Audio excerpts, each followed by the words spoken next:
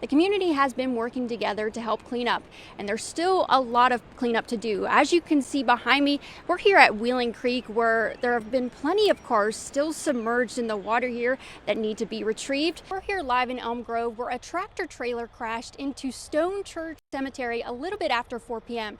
I'm just going to step out of the shot here. As you can see behind me, it's been over a year since the mudslide impacted the Mount Zion Cemetery, and with state funding from the governor, cleanup efforts are set to begin. Governor Justice was at the Old Wheeling Inn today to present a $4.4 million AML revitalization grant that's set to help promote tourism in the area and help with the property. We're going to be covering the Shadyside mayoral race tonight, with Nick Farrelly facing off against Mike Mintel. This is a renewal levy that's been around for over a decade.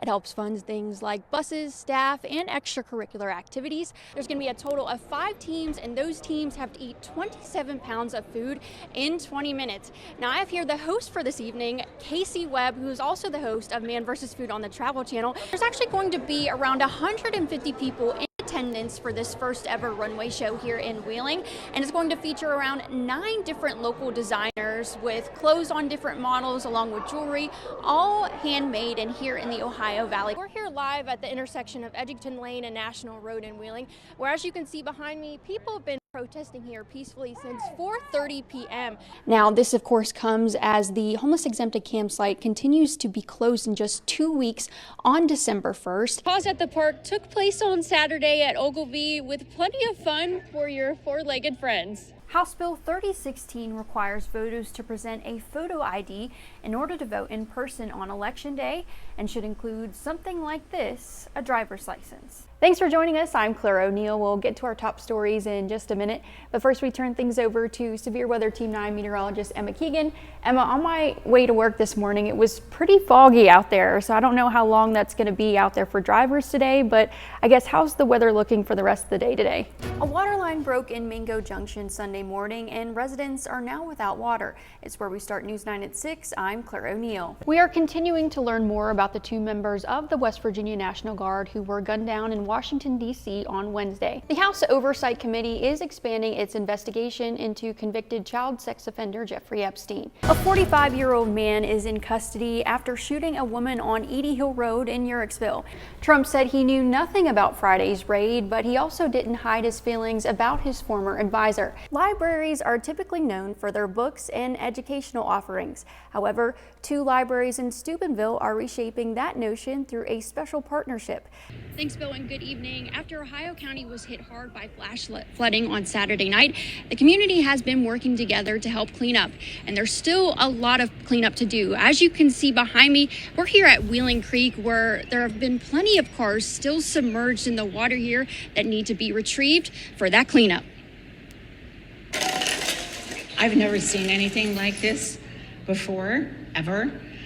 I've never experienced anything like this, and it was just devastating. Karen Shaw, owner of Rising Up Yoga, says she was shocked this morning to find her yoga studio had been flooded.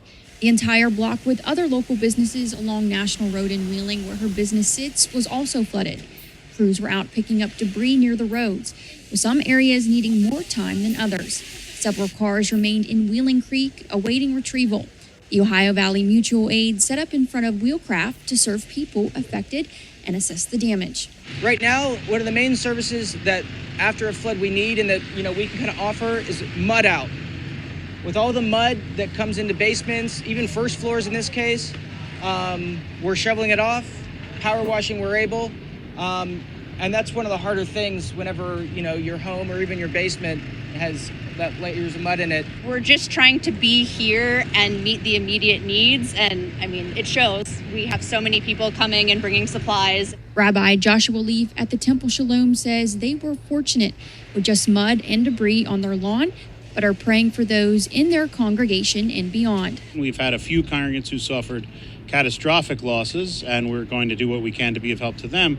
Our bigger concern is the overall community and our friends and neighbors who are still suffering, and those who are not yet accounted for. Although there is more to be done throughout the entire county, Shaw says it's great to see a collection of people coming together to help. I have people randomly coming in off of the street to bring us coffee, to bring us meals, to help clean up mud. They are spending their Father's Day here cleaning up this studio. I am so grateful, and I would not want to be anywhere else. Now, if you were affected by the flooding and need additional resources, we'll have that on our website, WTOV9.com. And be sure to stick with us on social media for more information as well. Reporting in Wheeling, I'm Claire O'Neill, News 9. Is it worth somebody's life just to take, I was told, $15 million worth of coal out from under these 3 dams? In 2021 and 2022, flooding caused significant damage to some homes. Now, if a mine were to go underneath the dams, residents worry it could cause larger issues with the flooding, among other problems. The mining was approved by the DEP back in August. What I'm afraid of is a failure of this dam downstream. I can't believe the DEP permitted the mine under these dams and in this residential area like this. Tuesday's public hearing was a way for the DEP to answer questions from the public. The state also provided information about the proposed application for a certificate of approval from Marshall County Corps Resources to mine underneath 3 upper grade dams near Cameron. This can give them the legal right to make repairs to the dam, which spurred many in the public to request the hearing. According to the DEP, a mine plan was approved for the company to do this back in 2014. And this is not really about the mining operation and what their plan is. It's more about the potential impacts to the dams and to make sure that they have the right to make repairs should any issues arise. This would be the first time anyone has mined in the state of West Virginia under a flood-controlled dam. Within the next few weeks, they'll begin to mine under the dams. The company says they plan to put up around $2 million to help with replacement. A decision was not made, but the DEP says the reason for this hearing is to take all of the concerns into consideration before making their next decision.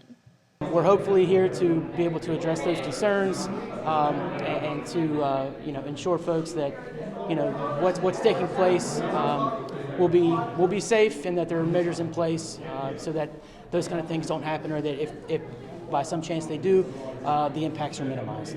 But for Coe, no matter how much a person or group would monitor the dam, he doesn't believe it would be enough. If you get a rain event like we've had before, there is no way that you can control it.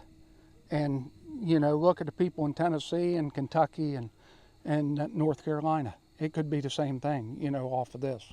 And we'll be sure to keep you updated as the story continues to develop. But for now, reporting in Marshall County, I'm Claire O'Neill, News 9. Special Board of Education meeting took place in Monroe County on Thursday night for Georgia McGarry, a 99-year-old woman whose wish was to earn her high school diploma. Did you know you were coming here today to get your diploma? No way. It means an awful lot, because that's been a long time ago, 1944. McGarry thought she was going to dinner when she got a surprise from the Switzerland of Ohio Board of Education. She went to Woodsville High School and would have been a graduate of the 1944 class, but things took a turn and she never got the chance to get her cap and gown. Rather, she went to help her family during the war. I quit high school in 1944 and went to work.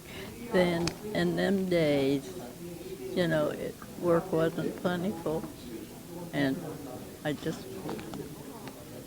quit because my family needed us. She began working in a pharmacy, then as a janitor with her husband. Even as the years passed, McGarry still wanted to graduate. She mentioned this to her friend Marie Adams, who has been planning this special day since May, and invited her other friends to come and watch. It was something that she regretted her whole life, and being 99 years old, I thought it was important that she get her diploma. Marie called her old classmate and Swiss of Ohio School District Superintendent Phil Ackerman, who helped set up the ceremony. Special graduation music played, and Georgia was able to get her cap, gown, and was presented her diploma by the current Woodsfield principal. We were just happy to be able to do it. It's actually probably the first time we've had an opportunity to present a diploma to a person who's 99 years old.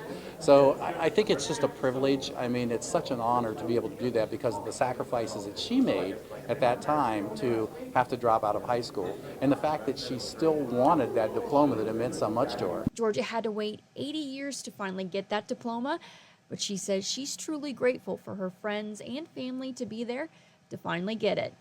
I loved it very much because all my people are here. And Georgia is set to turn 100 years old in just a few months. Reporting in Monroe County, I'm Claire O'Neill, News 9.